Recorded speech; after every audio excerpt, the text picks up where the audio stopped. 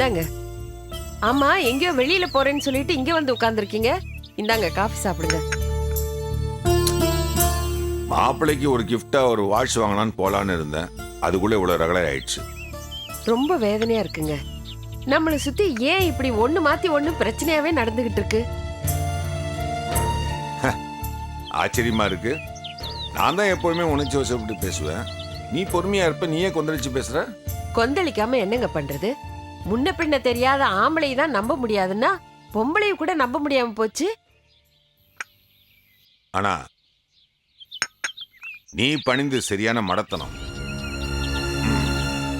உன்னை கொலை பண்ண ஏற்பாடு பண்ண ஒரு பொம்பளை வீட்டுல இருக்கான்னு தெரிஞ்சும் அவளுக்கு அடைக்கலம் கொடுத்து வீட்டுல வச்சிருந்த பாத்தியா? அது எவ்வளவு பெரிய ஆபத்து தெரியுமா? தெரியுங்க. ஆனா அவ யாரு, அவளோட நோக்கம் என்னன்னு தெரியாம அவளை விரட்டி இருந்தேன்னு வைங்க, சக்கரபாணியோட விஷயம் இன்னைக்கு நமக்கு தெரிஞ்சிருக்குமா? அதுக்காக இவ்வளவு பெரிய ரிஸ்க் எடுக்கிறது? இருக்கட்டும், அப்படி இருந்தோம் அவ என்ன விட்டுட்டு உன்னை டார்கெட் பண்ணாலே, அதுதான் ஏன்னு புரியல. இதுல என்னங்க பெருசா மர்மம் இருக்கு? என்ன முழுசா அழிச்சாதானே பிரீத்தியையும் உங்களையும் நெருக்க முடியும். உண்மையிலேயே நாம சாவித்திரியை தாங்க பாராட்டணும். முதல்ல இருந்தே அந்த ஆள் நல்லவன் இல்லைன்னு சாவித்திரி சொல்லிக்கிட்டு தான் இருந்தா. அவ பேச்ச கேட்டுதான் ஏற்கனவே ஒரு நாள் அந்த ஆளை விரட்டாத குறைய அனுப்பி வச்ச. அந்த கோவம் அந்த ஆளுக்கு இருக்கும் இல்லையா? அதுக்காக உன்னை கொலை பண்ற அளவுக்கு அவனுக்கு ஏன் கோபம் வரணும்? எல்லாம் காசு பணம் சொத்து சுகத்தோட ஆசைதான். அப்பங்காரனுக்கு மட்டும் இல்ல, அந்த கோபாலுக்கும் ஒரு கட்டத்துல நான் தான் வில்லியா போயிட்டேன். என்ன புது கதையா இருக்கு? எனக்கே சொல்லாம அவனை கூப்பிட்டு கூப்பிட்டு விருந்து வச்சல வச்ச நீ. அதெல்லாம் நான் பண்ண தப்பு தாங்க. அந்த நேரத்திலயும் உஷாரா இருந்து பிரீத்தியையும் அவனையும் பிரிச்சதுனாலதான் இன்னைக்கு பிரீத்தி நாம பாக்குற மாப்பிளைய கட்டிக்கிறேன்னு சம்மதிச்சிருக்கா. பரிமளம், என்ன புதிருக்கு மேல புதிரா போட்டுட்டு இருக்க? அதென்ன பிரீத்தி கோபால் விவகாரம்? ஆமா, உங்ககிட்ட கூட ஒரு வாட்டி அந்த மாதிரி அபிப்பிராயம் இருக்கான்னு கேட்டேன். நீ கூட இல்லைன்னு சொன்னியே. இன்னைக்கு என்னடான்னு ஊரு தகராறு கூட அதுல இருந்தா தொடங்கி இருக்குன்னு சொல்ற. இன்னைக்கு மட்டும் இல்லைங்க, சாவித்திரி அடிச்சிங்களே பிரீத்திக்கு ஊசி போட போனான்னு, அதுக்கு பின்னாலேயும் அந்த கோபாலோட விவகாரம் தாங்க இருந்திருக்கு. பரிமளம், நீ என்னென்னமோ சொல்லிட்டு இருக்க, எனக்கு தலையே சுத்துது. என்ன மன்னிச்சிருங்க. இது எல்லாத்தையுமே ஆரம்பத்திலேயே உங்ககிட்ட சொல்லி இருக்கணும். ஏன் தப்பு தாங்க. ஒரு விஷயத்தை மட்டும் நான் நல்லா புரிஞ்சுக்கிட்டேங்க. நல்லதோ கெட்டதோ வீட்டுல நடக்கிற எந்த விஷயமா இருந்தாலும், அதுவும் பிள்ளைங்க விஷயமா இருந்தா உடனே புருஷன்கிட்ட சொல்லிடணும். இந்த விஷயத்துல நான் நடந்துகிட்டது சரியில்லைங்க. பரவாயில்ல, இப்பவாது எல்லாம் உண்மையை சொன்னி. கோபால் விஷயத்துல பிரீத்தி ஏதாவது பிரச்சனை பண்ணாளா? நிச்சயமா இல்லைங்க. அவங்க அப்பா பேச்ச கேட்டுக்கிட்டு கோபால் நம்ம பொண்ணை சுத்தி சுத்தி வந்தது என்னமோ உண்மைதான். வயசு கோளாறுனால நம்ம பொண்ணும் மனசை பறி கொடுத்திருக்கலாம். ஆனா நான் தான் மடத்தனமா அந்த கோபால் நம்ம சாவித்திரி தான் பார்க்க வரான்னு நினைச்சேன். அதனாலதான் கண்டுக்காம விட்டுட்டேன். அதே சமயம் பிரீத்திக்கு வந்ததுனால ஊர்வசி பேச்சு கேட்டு சாவித்திரி மேல வீணா பழிய போட்டேன். அதுக்கான பலனை தாங்க இப்ப ஊர்வசி அனுபவிச்சுட்டு இருக்கா. இதுல நான் தாங்க முட்டாளா போயிட்டேன். சக்கரபாணி இவ்வளோ பிளான் பண்ணி காயினை நகர்த்துவான்னு நான் எதிர்பார்க்கவே இல்லை. இதுல உன்னை குத்தம் சொல்றதுல எனக்கு என்ன பிரயோஜனம் சொல்லு? கரெக்ட். நான் சந்தேகப்பட்டது சரியாதான் போச்சு. தான் தான் பிரியாங்கிற விஷயம் சாவித்திரிக்கு தெரிஞ்சிருக்கு. ஆனா அவதான் இந்த வீட்டோட ஒரிஜினல் வாரிசுங்கிற விஷயம் அவளுக்கு தெரியாதுன்னு நினைக்கிறேன்.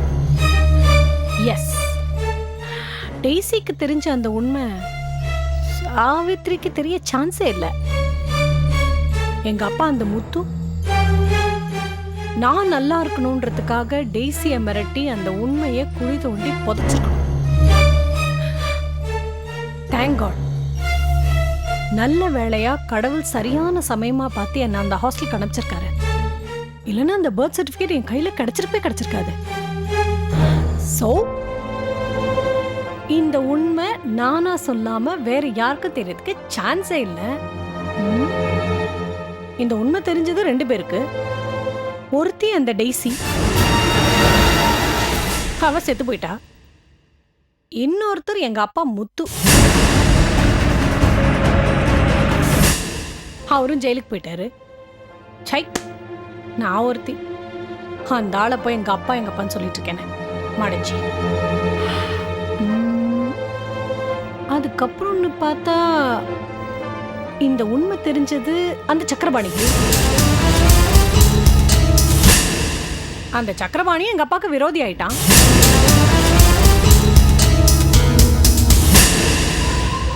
சோ இனிமேல் அவன் எது சொன்னாலும் எங்க அப்பா நம்ப போறதில்ல. அடுத்து இந்த ஊர்வசி,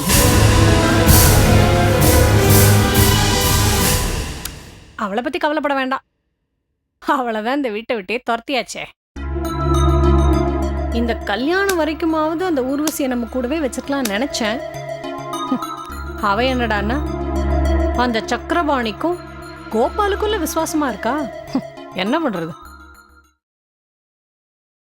கோபால் கோபால்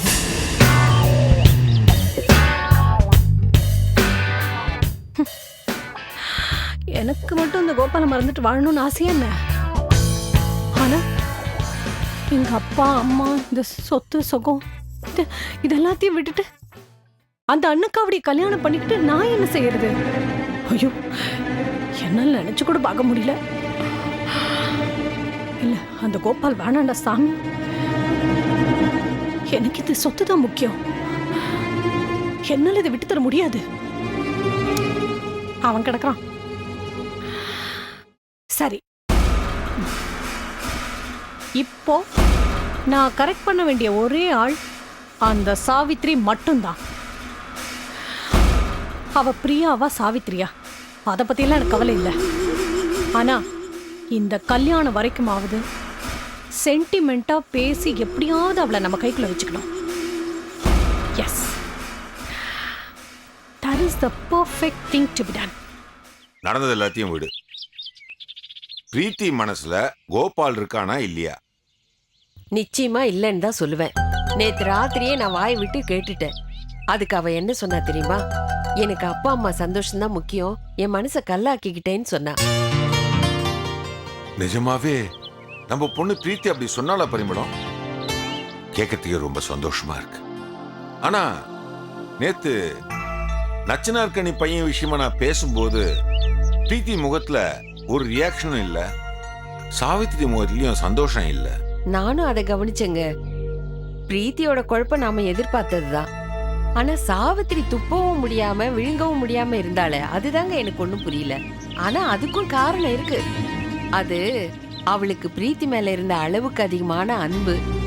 பிரீத்தி அவ ஆசைப்பட்ட கோபால கட்டிக்கிறதா இல்ல அப்பா அம்மா பார்த்த மாப்பிள்ளைய கட்டிக்கிட்டா நல்லதான்னு அவ தவிச்சுக்கிட்டு இருக்கா.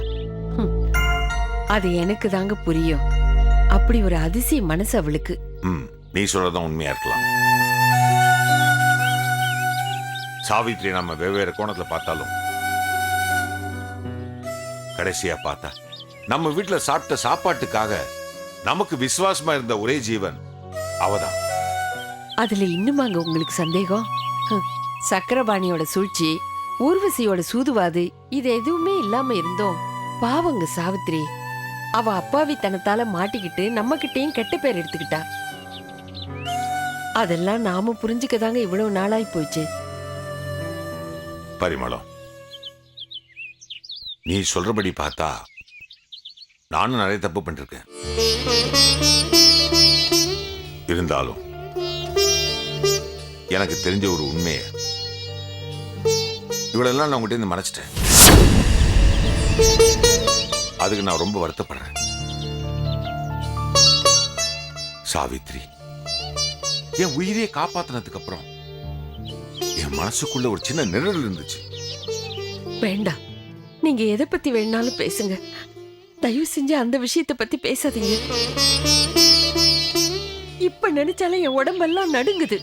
சாவித்திரிக்கு நான் என்ன கைமாறு செஞ்சாலும் பத்தாது. சாவித்திரிக்காக நீ இவ்வளவு பேசுறியே, அவதான் நீ இவ்வளவு வருஷமா தேடிட்டு உன் பொண்ணு பிரியான்னு தெரிஞ்சா நீ என்ன பண்ணுவ? என்னங்க இப்படி குழப்புறீங்க?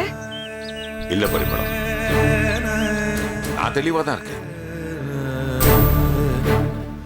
அந்த நிலைமையில இருந்துதான் நான் சொல்றேன். இப்ப நம்ம கூட இருக்கிற சாவித்திரி வேற யாரும் இல்லை. 15-16 வருஷத்துக்கு முன்னாடி நான் தொலைச்சிட்டு வந்தேனே நம்ம பொண்ணு பிரியா, அவதான் சாவித்திரி. அவளை நான் பண்ண துரோகத்தை மறந்து பாசத்துக்காக ஏங்கி வந்தா.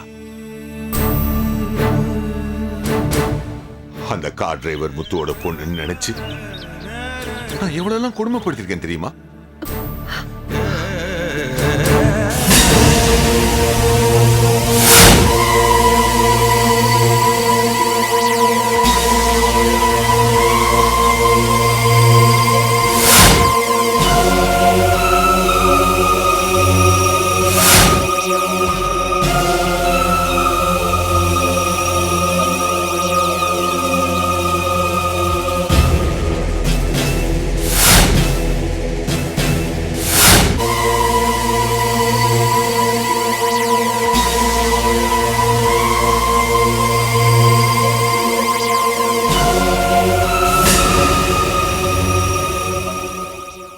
மனசு வேதனைப்படுன்னு எனக்கு புரியுது.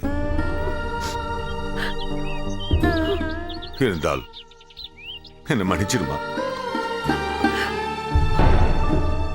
சாவித்திரியை சித்திரவதை பண்ண பழைய செல்வநாயகம் நேத்தோட செத்துட்டான். சந்தேகப்பட்டதுனால சித்திரவதை பண்ண உங்களை வேணா சாவித்திரி மன்னிச்சிடுவா. ஆனா அன்பையும் பாசத்தையும் காட்டி காட்டி சித்திரவதை பண்ண இந்த அம்மாவை பிரியா மன்னிக்கவே மாட்டாங்க. என்ன பரிமளம் சொல்ற? ஆமாங்க, சாவித்திரி இங்க வந்த 2வது நாளே அவதான் நம்ம பிரியான்னு நான் தெரிஞ்சுக்கிட்டேன். பரிமளம்,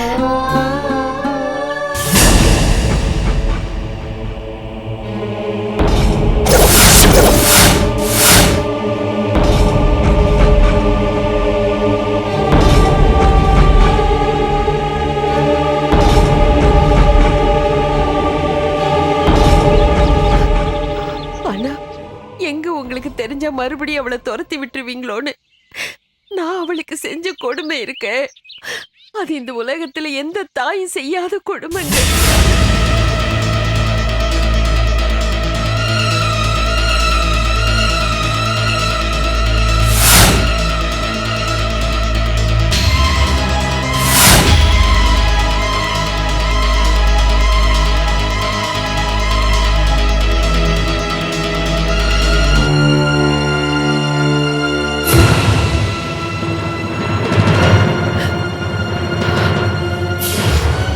பரிமளம், போதும் பரிமளம்.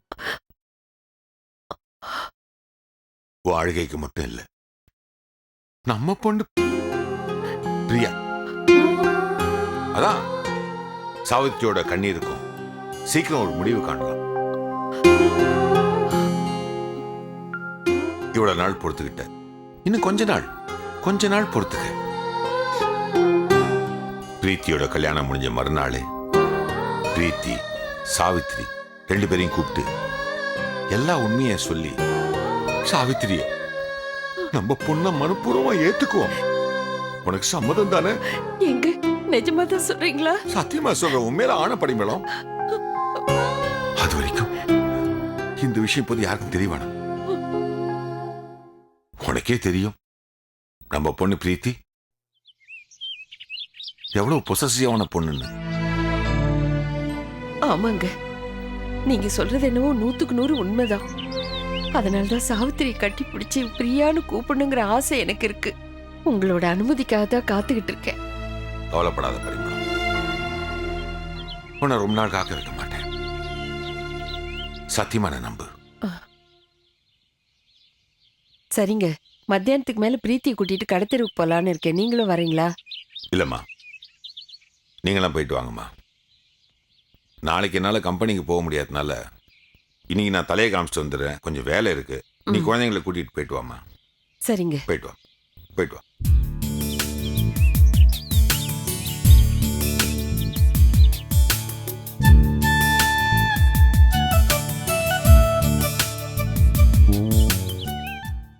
என்னக்கா கூப்பிட்டீங்களா? அப்பா இல்ல ஆபீஸ் போயிருக்காரா? அவர் எப்படி போவாரு? நாளைக்கு உங்களை பொண்ணு பார்க்க வராங்கல்ல, அத பத்தி தான் குசு குசுன்னு பேசிட்டு இருக்காங்க. அக்கா, நான் உங்ககிட்ட ஒண்ணு கேட்கணுமே. இங்க பாரு, நான் உன்னை கூப்பிட்டது நான் உன்கிட்ட பேசுறதுக்காக, நீ பேசி நான் கேட்கறதுக்காக இல்ல. என்னக்கா திடீர்னு என் மேல பாயுறீங்க? பின்ன பாயாம என்ன செய்வாங்க? அக்கா அக்கான்னு மூச்சுக்கு 300 தடவை கூப்பிடுறியே தவிர அந்த உணர்வு உன் மனசுல உண்மையாவே கொஞ்சம் கூட கிடையாது. நீங்க என்ன வேணாலும் சொல்லுங்கக்கா, ஆனா அப்படி மட்டும் சொல்லாதீங்க.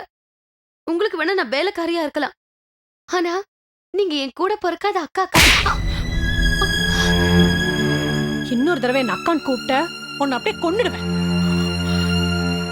பின்ன என்ன, நீ மத்தவங்கள வேணா ஏமாத்தலாம், ஆனா உன் பிரீத்திய நீ ஏமாத்தலாமா? என்னக்கா சொல்றீங்க? நீ யாரு? நான் சாவித்ரி. மறுபடியும் என்கிட்ட அடி வாங்காத. மத்தவங்களுக்கு தான் நீ சாவித்ரி, எனக்கு என் தங்கச்சி பிரியா. எனக்கா நீங்க என்னென்னமோ சொல்றீங்க? போதும் சாவித்ரி, போதும். நீ நடிச்சதெல்லாம் போதும். டெய்ஸி ஹாஸ்டல்ல இருந்த போதே நீதான் என் காணாம போன தங்கச்சி பிரியான்றது எனக்கு தெரிஞ்சு போச்சு. உன் வாயாலே அந்த உண்மையை வரவழைக்கணும் ட்ரை பண்ண, ஆனா நீ எனக்கு டிமிக்கி கொடுத்துட்டே வந்த. கடைசியில நேத்து நீ தூக்கத்துல உளறிட்ட. ஐயோ, நானா தூக்கத்துல? பயப்படாத, அத வேற யாரும் கேட்கல, நான் மட்டும்தான் கேட்டேன். உன் பயம் எனக்கு புரியுது சாவித்ரி. எங்க உண்மை தெரிஞ்சா அப்பா உன்னை மறுபடியும் விரட்டிடுவாருன்னு பயப்படுற. அந்த கவலையே உனக்கு வேண்டாம். நேத்து ஒரு நாள் இன்சிடென்ட்லயே அப்பா மனசுல நீ இடம் பிடிச்சிட்ட. நீ வேணா பாரு, இந்த கல்யாணம் மட்டும் முடியட்டும், நானே பெரிய மனுஷி மாதிரி இந்த ரகசியத்தை அப்பா அம்மா கிட்ட சொல்லி உங்களை ஒண்ணு சேர்த்து வைக்கிறேன். என்னக்கா என்னென்னமோ சொல்றீங்க? இதெல்லாம் கேட்க எனக்கு கனவு மாதிரி இருக்குக்கா. சாவித்ரி, ஆனா அதுக்கு முன்னாடி அவசரப்பட்டு தயவு செஞ்சு இந்த உண்மையை யார்கிட்டயும் சொல்லிடாத. ஏன்னா இதனால என் கல்யாணத்துல பல குழப்பங்கள் வரும். ஏன் கல்யாணம் நின்னு கூட போயிடலாம். அப்படிலாம் சொல்லாதீங்கக்கா. இல்ல சாவித்ரி, அத பத்தி நான் கவலைப்படல. ஆனா அப்பா நிலைமை யோசிச்சு பாரு, மறுபடியும் அவரு தற்கொலை அது இதுன்னு. பிரீத்திகா அப்படிலாம் சொல்லாதீங்க. அப்பாக்கு ஏதாவது ஆயிடுச்சுன்னா நான் கண்டிப்பா வாயை திறக்க மாட்டேன். இது உங்க மேல சத்தியம்க்கா.